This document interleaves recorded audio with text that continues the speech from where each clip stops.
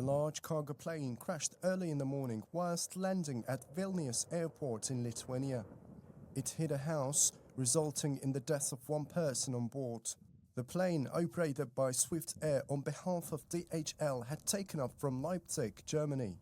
Authorities reported that 3 others were injured. Police and prosecutors are investigating the incident, but they stated there is no information to suggest that an explosion preceded the crash. Emergency services reported that the plane hit the ground, broke into pieces, and slid over 100 meters before crashing into a building. Police said that 12 people were evacuated from the house and no one on the ground was harmed. Firefighters sprayed water onto the smoking building after the crash, and nearby streets were cordoned off. DHL and Boeing have not yet commented. A Sukhoi Superjet 100 operated by AnewZ Airlines caught fire after landing at Antalya Airport, Turkey. Emergency crews quickly evacuated 8 to 9 passengers and 6 crew members, with no injuries reported.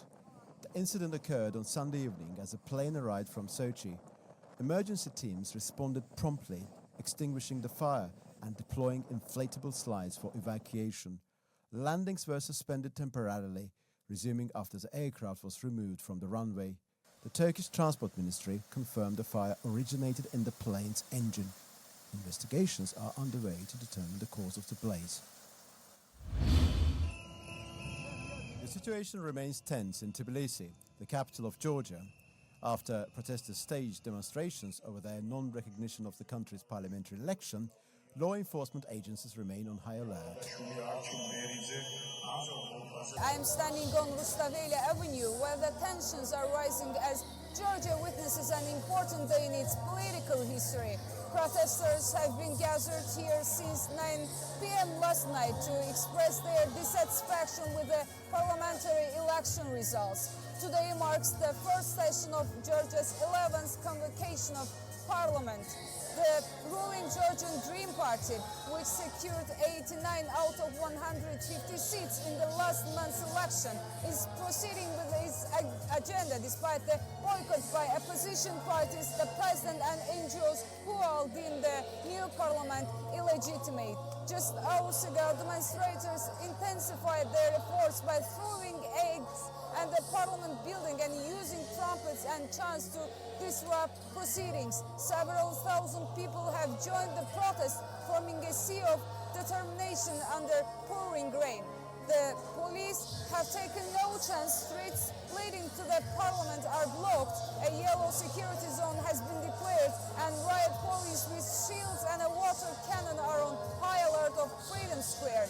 The atmosphere is undeniable tense. Inside the parliament, the session began at non-local time with key items on the agenda certifying the mandates of its members and electing a new parliament speaker.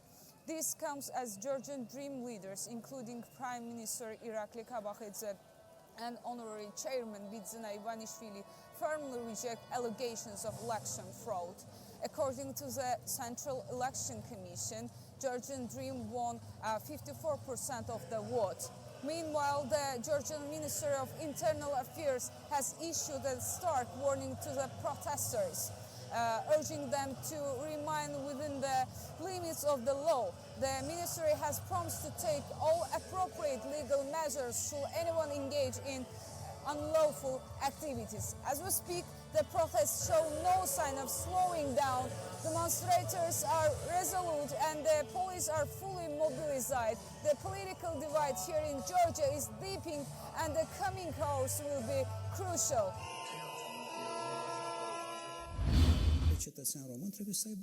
With nearly all votes counted, a hard-right candidate and a centre-right contender are set to compete in the December 8 runoff. Cătălin Gorescu, previously aligned with the Hard-Right Alliance for Uniting Romanians, has drawn support from voters in villages like Izvorani, 35 kilometers north of Bucharest, where economic and infrastructure concerns dominate. I am happy that Gorescu is honest, is facing reality, and I wish him good luck. Residents of Isvarani expressed mixed feelings about the potential for change, highlighting the divide in voter expectations. I think that nothing will change. We hope for something new, at least to have running water and sewers in our village. We hope at least to have somewhere to park our cars. I don't know if something like this will happen. Romania's next president will face critical decisions, from managing NATO commitments to addressing fiscal challenges on the growing international and domestic pressures. The final result, influenced heavily by diaspora votes, will determine whether Romania maintains its pro-Ukraine stance or takes a new direction. Globally, we produce 350 million metric tons of plastic waste per year. That's according to figures from Statista. The Intergovernmental Negotiating Committee are meeting in South Korea to develop an international legally binding instrument to reduce plastic pollution. The accord is expected to be the most significant environmental pact since the 2015 Paris Agreement on climate change. This agreement will be the first ever global plastics treaty. Heads of state of the G20 met in Brazil. They have actually, part of the text, the summit declaration, says that these 20 countries are expecting that the International Negotiation Committee on Plastic will land the agreement. This final round of talks, which is talk number 5 in Busan. The event venue in Busan reflects sustainability principles, featuring water dispensers and reusable cups instead of single-use plastics. While some experts like Greenpeace advocate slashing plastic production, countries such as Saudi Arabia and China favour focusing on waste management. As the world gathers for this critical phase of the global plastics treaty negotiations, Greenpeace reminds governments that the eyes of the world are on you. The decisions made here will determine whether we confront the plastics crisis with the ambition it demands, or allow the fossil fuel and petrochemical interests to derail progress. The science is clear. Without urgent action, plastic production will triple by 2050, further fueling the climate crisis, polluting ecosystems, and endangering human health. A weak treaty is a failed treaty. Ahead of Monday's talks, about 500 activists formed a human sign on the beach on Sunday. They marched with anti-plastic slogans showcasing artworks made from plastic waste. They emphasised the need to reduce plastic production, particularly in South Korea, which produces nearly 20 million metric tons of plastic each year.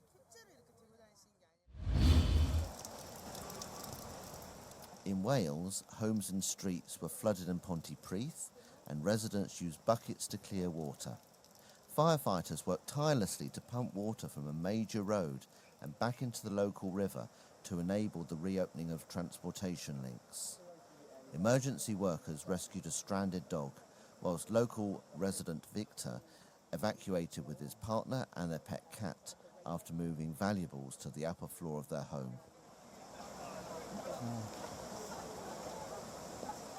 Yeah, it's not something you ever think it'll happen to you. You see on news, it happens in Spain, globally, and then it happens to you, and it's like, oh, right, well, how do we handle it? And it's just, some of them having a cuppa, some like me panicking, going away. It's just, everyone's got their own ways. The storm caused power outages for at least 60,000 homes, businesses and farms, along with causing disruptions to flights, roads and railways. A man in his 60s died when a tree fell on his car on the A34 highway in southern England. We work closely with the environmental agency, and we also monitor river levels at the monitoring stations. So at the moment, the river levels are going down, which is positive. This will enable us to then pump the water, as you can see, back into the river system.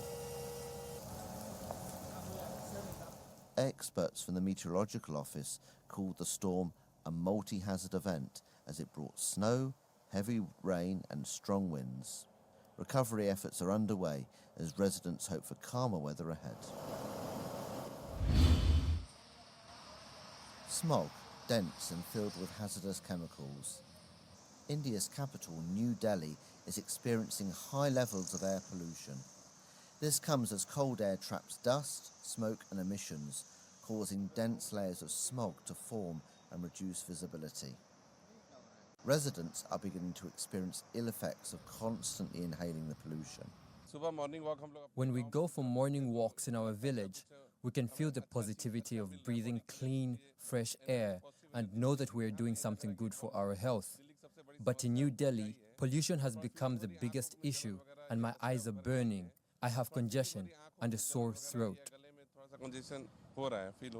Residents blame Indian farmers for the poor air quality. These farmers burn crop residual stubble between planting seasons to prepare the land. Air pollution is reducing life expectancy and quality in New Delhi, and the issue has reached epidemic proportions. All recognise the extent of the problem, but with a population of nearly 34 million, according to World Population Review, combative measures will be hard to implement. The city of Amastriz in northern Turkey gained importance in the 9th century as a port for communication across the Black Sea and as a military base. Magnificent structures and artifacts have been discovered during excavations which began 2 years ago by the Bartin University. A Roman-era stone structure, meaning a covered walkway featuring marble columns reaching up to 9 meters high, was identified. Blocks, ceiling coffers and architectural fragments belonging to the structure are being unearthed by Professor Fatma Baghdati Cham. We've completed works to raise 3 columns. During this process, we based our work on 3 areas located in the eastern part of the structure, and the architectural fragments here were placed in a display area. This gave us a visual idea of what the structure would look like once restored. The monumental nature of the structure became evident with the raised columns. The restoration project will continue next year with a full exposure of the site and the structure. She says the structure is the most monumental marble structure in the Black Sea region and that it reflects the grandeur of the ancient city.